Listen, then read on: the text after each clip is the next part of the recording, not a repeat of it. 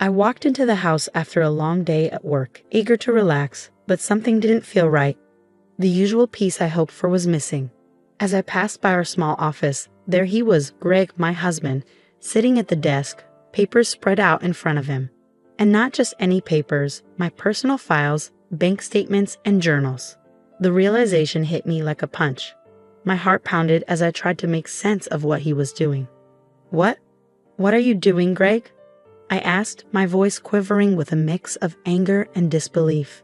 He looked up slowly, not the least bit apologetic. Just checking on things, Emma, he replied calmly, his tone patronizing. With the baby coming, I need to know everything's in order. His nonchalance stirred a deep anger within me, one I had tried to bury for too long. You have no right to go through my things, I said, trying to keep my voice steady, trying to hold onto whatever shred of respect I had left for him. Greg barely flinched. Instead, he leaned back, crossing his arms as if I were the one overreacting. Emma, your finances are our finances.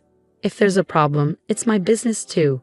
You're about to be a mother, and you're acting like I don't have a right to know. Don't we all need to be responsible here?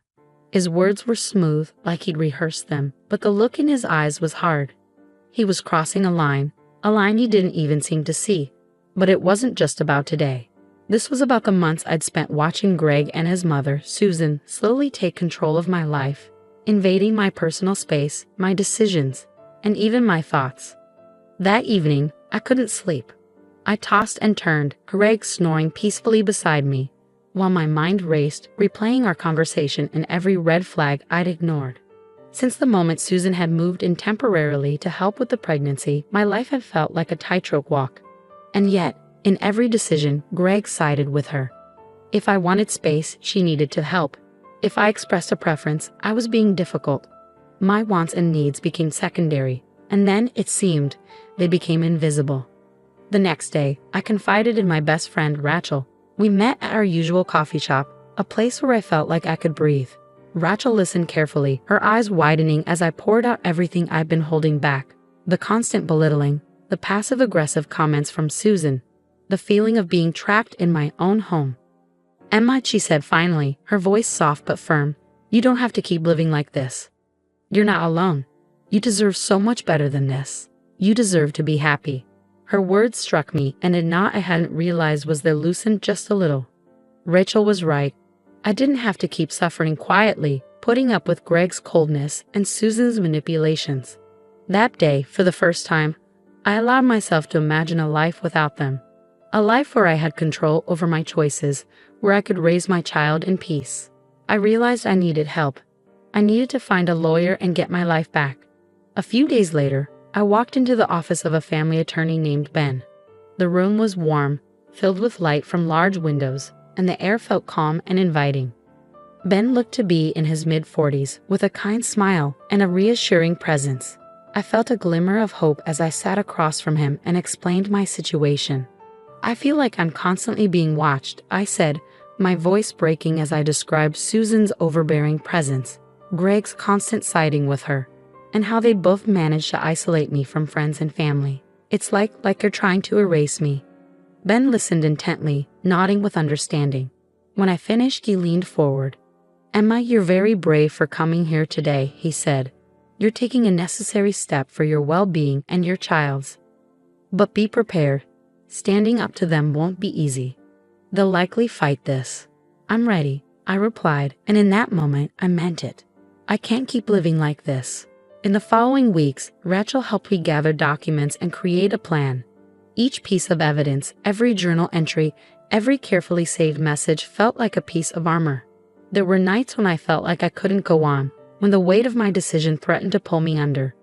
But each time, I thought of my future, and I thought of my baby. One night, I sat down with my parents and told them everything. They had sensed something was wrong, but they hadn't known the extent. Their support was unwavering, and the pride in my father's eyes as he told me, "You're stronger than you know." Emma gave me the resolve I needed. Finally, the day of the hearing arrived. I barely slept, my stomach a bundle of nerves as I walked into the courthouse with Rachel and Ben beside me.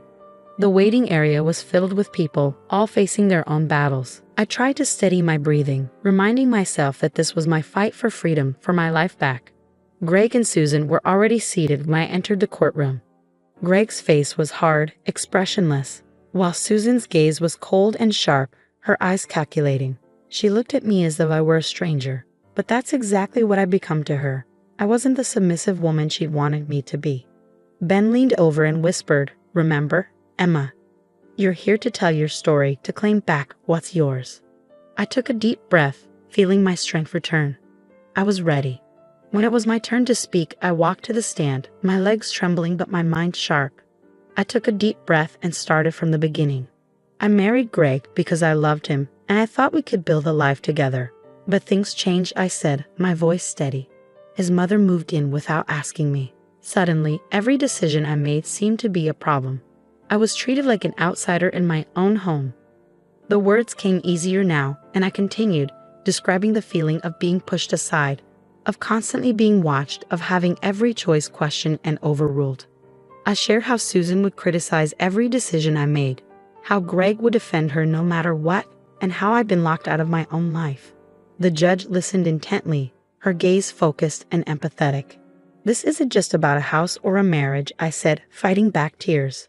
"It's about the right to live freely and to raise my child in a home where I'm respected, where I'm safe." Greg's lawyer presented his side, painting me as overly sensitive, accusing me of trying to separate Greg from his family. They claimed Susan was only trying to help. But when I looked at the judge, I saw that she was listening, really listening to my words.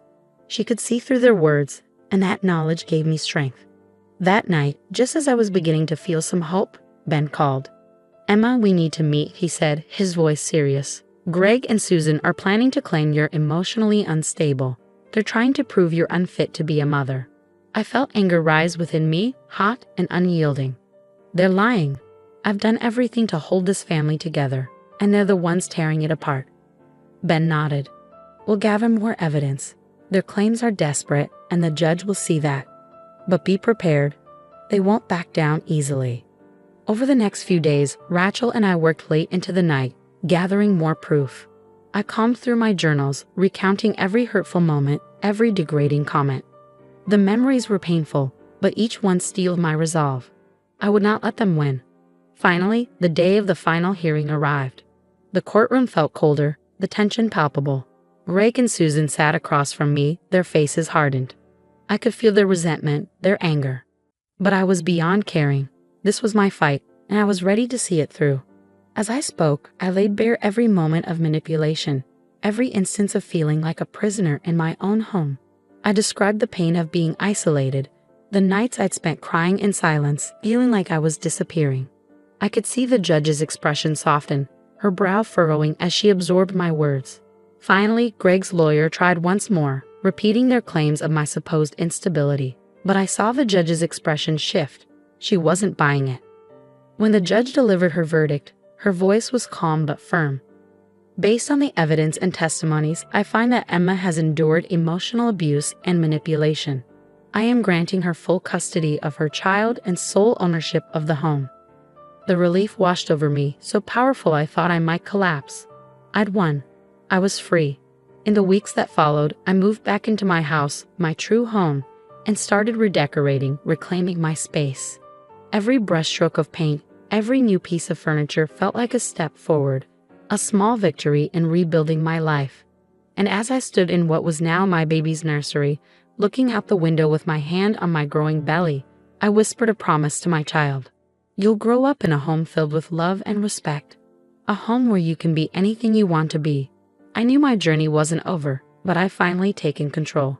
I was no longer lost. I was finally, truly free.